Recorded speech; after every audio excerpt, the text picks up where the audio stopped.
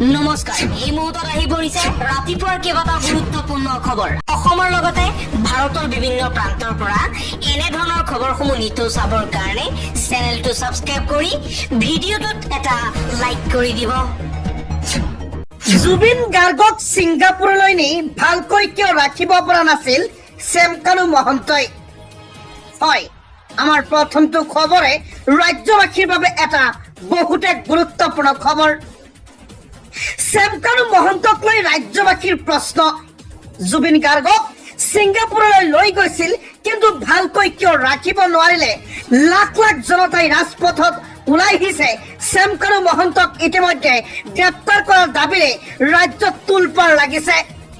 হয়, আজিৰ এই ভিডিঅ'টি প্ৰতিজন অসমীয়াৰ বাবে এটা গুৰুত্বপূৰ্ণ খবৰ। যদি আপুনি জুবিন গাৰ্গক ভাল পায়, আজিৰ এই ভিডিঅ'টিত এটা লাইক কৰিব, লগতে কমেণ্টত তেখেতৰ আত্মাৰ সদ্গতিৰ কাৰণে এবাৰ ওম শান্তি বুলি নিশ্চয় লিখিব। কেনেকৈ মৃত্যু হৈছিল জুবিন গাৰ্গৰ আচল ৰহস্য আজিৰ এই ভিডিঅ'টিৰ জৰিয়তে উদ্ঘাটন কৰা হ'ব। ভিডিঅ'টি চাই থাকক, সম্পূৰ্ণ তথ্য আপোনালোকৰ মাজত উপস্থাপন কৰিছো। জুবিন গাৰ্গৰ মৃত্যুক লৈ শ্যামকানু মহন্তৰ স্পষ্টীকৰণ। জুবিন গাৰ্গৰ দুৰ্ঘটনাৰ সময়ত ছিংগাপুৰৰ ব্যৱসায়ীসকলৰ সৈতে মই আলোচনাত ব্যস্ত আছিলো। কিমান দায়িত্বশীল ব্যক্তি আছিলে যিজন ব্যক্তিয়ে ছিংগাপুৰলৈ লৈ গৈ জুবিন গাৰ্গক এৰি দিছে। জুবিন গাৰ্গ ক'ত গৈছে একো খবৰে ৰাখা নাই। তেখেতে অকল নিজৰ ব্যৱসায়ৰ কামত ব্যস্ত আছিল। এই আলোচনাৰ সময়তে জুবিনৰ মেনেজাৰৰ ফোন মোৰ তাত আহিছিল। জুবিনৰ মেনেজাৰৰ লগত জুবিন গাৰ্গক এৰি দিয়া হৈছিল। শ্যামকানু মহন্তই, একমাত্ৰ শ্যামকানু মহন্তই ইয়াৰ কাৰণে দায়ী হ'ব লাগে বুলি আপোনালোকে ভিডিঅ'টোৰ কমেণ্টত নিশ্চয় জনাব আপোনালোকৰ মতামত। মেনেজাৰে জুবিন দুৰ্ঘটনাত পতিত হোৱাৰ কথা জনাইছিল। জুবিন গাৰ্গে ইয়ট লৈ সাগৰলৈ যোৱাৰ কথা আমি গম পোৱা নাছিলো। কিমান দায়িত্বশীল ব্যক্তি তেখেতে নৰ্থ ইষ্টৰ নাম উজ্বলাবলৈ গৈ নৰ্থ ইষ্টৰ উজলি থকা তৰাক আজি মোহাৰি পেলাইছে। খবৰ পোৱাৰ পিছতে আমি হাস্পাতাললৈ গৈছিলো। জুবিন গাৰ্গৰ মৃত্যু আমাৰ বাবে এক অপূৰণীয় ক্ষতি। ইফালে নৰ্থ ইষ্ট ফেষ্টিভেলৰ শ্যামকানু মহন্তক লৈ ৰাজ্যবাসীৰ প্ৰশ্ন। শ্যামকানু মহন্তক দোষাৰোপ কৰিলে অজয় ফুকনে। জুবিন গাৰ্গক ছিংগাপুৰলৈ নি ভালকৈ কিয় ৰাখিব পৰা নাছিল শ্যামকানু মহন্তই? অসম আৰু উত্তৰ পূবক ভাল পোৱাৰ বাবে জুবিন গৈছিল নৰ্থ ইষ্ট ফেষ্টিভেললৈ। জুবিন গাৰ্গৰ নৰ্থ ইষ্ট ফেষ্টিভেললৈ যোৱাৰ ইচ্ছা নাছিল। জুবিন দাই কৈছিল, মোৰ যাবলৈ মন নাই। নিজৰ স্বাৰ্থৰ বাবে নৰ্থ ইষ্ট ফেষ্টিভেল পাতি জুবিন দাক হেৰুৱালে। সমগ্ৰ ঘটনাৰ তদন্ত দাবী কৰিছে মুখ্যমন্ত্ৰীৰ ওচৰত। হয় বন্ধু বান্ধৱীসকল, আপুনি এজন অসমীয়া হিচাপে ভিডিঅ'টিৰ কমেণ্টত আপোনাৰ মতামত জনাব। শ্যামকানু মহন্তৰ ওপৰত কোনো একশ্যন হ'ব লাগে নে নালাগে? ৰাজ্যৰ প্ৰান্তে প্ৰান্তে ওলাই আহিল লাখ লাখ লোক জুবিন দালৈ শ্ৰদ্ধাঞ্জলি। হয়, ৰাজ্যবাসীৰ বাবে আজিৰ এই খবৰটো এটা অতি গুৰুত্বপূৰ্ণ খবৰ, এটা বহুতে আঘাত লগা খবৰ। আমাৰ উজলিত থকা তৰা আমাৰ পৰা হেৰাই গ'ল। গোটেই অসমত এতিয়া শোকৰ চাহপৰা পৰিলক্ষিত হৈছে। বন্ধ হৈছে দোকান পোহাৰ, বন্ধ হৈছে অফিচ আদালত। ৰাজ্যৰ প্ৰান্তে প্ৰান্তে ওলাই আহিছে লাখ লাখ লোক জুবিন গাৰ্গলৈ শ্ৰদ্ধাঞ্জলি। জুবিন গাৰ্গৰ মৃত্যুত বাকৰুদ্ধ হল ৰাজ্যবাসী। মায়াবিনী গাবলৈ আৰু জুবিন গাৰ্গ নাই।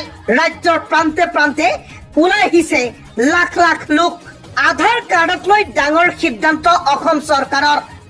হয়, যদি আপোনাৰ আধাৰ কাৰ্ড আছে তেনেহলে এই খবৰটো আপোনাৰ কাৰণে গুৰুত্বপূৰ্ণতাৰ লগতে যদি আধাৰ কাৰ্ড নাই আপোনাৰ কাৰণে বহুত জৰুৰী। ভিডিঅ'টি অলপ স্কিপ নকৰিব। নতুনকৈ 18 বছৰৰ ওপৰত কোনো লোকে অসমত আধাৰ কাৰ্ড নাপাব। নতুনকৈ 18 বছৰৰ ওপৰৰ কোনো ব্যক্তিয়ে, যদি আপোনাৰ বয়স 18 বছৰ পাৰ হৈছে, আপোনাৰ নাই আধাৰ কাৰ্ড, তেনেহলে আপুনি আৰু আশা কৰিব নালাগে। কাৰণ চৰকাৰে ইতিমধ্যে এই বয়সৰ ওপৰৰ মানুহক কোনো ধৰণৰ আধাৰ কাৰ্ড প্ৰভাইড নকৰে। ছেপ্টেম্বৰৰ ভিতৰত আধাৰ নোপোৱাসকলে কৰিব লাগিব আবেদন। অকল এই মাহটোৱে বাকী আছে, ছেপ্টেম্বৰ মাহ।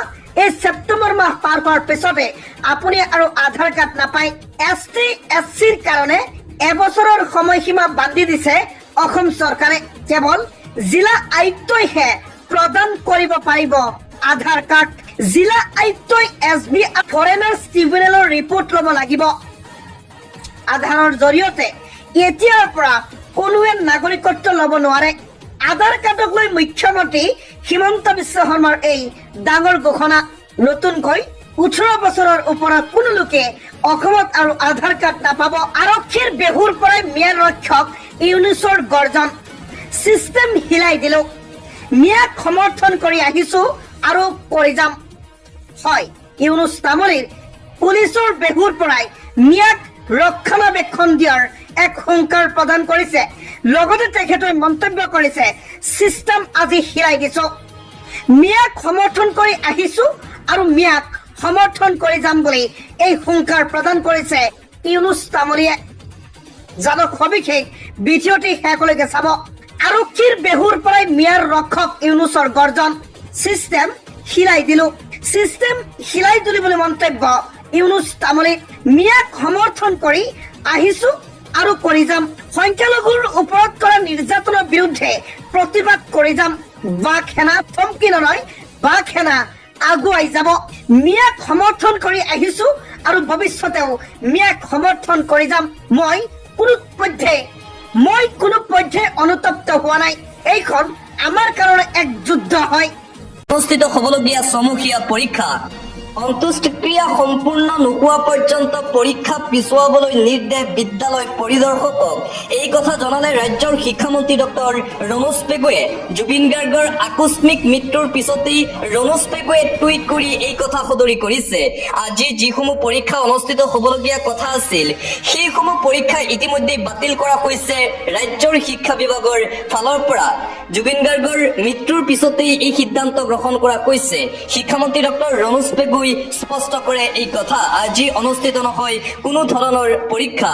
আৰু ইতিমধ্যেই ৰাজ্য চৰকাৰৰ ফালৰ পৰা কেইবাটাও সিদ্ধান্ত গ্ৰহণ কৰা হৈছে। আজি হয়তো স্কুল কলেজো বন্ধ ঘোষণা কৰা হ'ব পাৰে। জুবিন গাৰ্গৰ নশ্বৰ দেহ অসমলৈ আহিলেই সকলো সিদ্ধান্ত লোৱা হ'ব বুলি ইতিমধ্যেই ঘোষণা কৰিছে ৰাজ্যৰ মুখ্যমন্ত্ৰী ডক্টৰ হিমন্ত বিশ্ব শৰ্মাই। আৰু আনপিনে ৰাজ্যৰ প্ৰান্তে প্ৰান্তে দেখিবলৈ পোৱা গৈছে যে বজাৰ বন্ধৰ কাৰ্যসূচী ঘোষণা কৰা হৈছে। নগাঁও জিলাৰ ঢিং বজাৰ আজি বন্ধ ঘোষণা কৰিছে ঢিং বজাৰ কৰ্তৃপক্ষই। জুবিন গাৰ্গৰ মৃত্যুৰ পিছতেই সৰব হৈ পৰিছে বিধায়ক অখিল গগৈ। জুবিন গাৰ্গৰ মৃত্যুৰ CBIৰ তদন্ত লাগিব।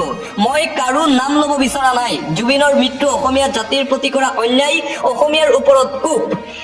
CBIৰ প্ৰতিবেদনত যেতিয়ালৈকে আমি নিশ্চিত নহম তেতিয়ালৈকে কাকো ৰেহাই দিয়া নহব। জুবিন গাৰ্গৰ মৃত্যুক লৈ ডাঙৰ মন্তব্য শিৱসাগৰ সমষ্টিৰ বিধায়ক তথা ৰাইজৰ দলৰ সভাপতি অখিল গগৈৰ দাবী, CBI তদন্ত হ'ব লাগিব জুবিন গাৰ্গৰ মৃত্যুক লৈ। জুবিন গাৰ্গৰ মৃত্যু আমি অতি সহজে নামানো। যেতিয়ালৈকে CBI তদন্ত নহয় তেতিয়ালৈকে কাকো ৰেহাই দিয়া নহব বুলি মন্তব্য কৰিছে বিধায়ক অখিল গগৈয়ে। জুবিন গাৰ্গৰ মৃত্যুৰ পিছতে জুবিন গাৰ্গৰ বাসগৃহত উপস্থিত হৈ এই মন্তব্য কৰিছে শিৱসাগৰ সমষ্টিৰ বিধায়ক অখিল গগৈয়ে।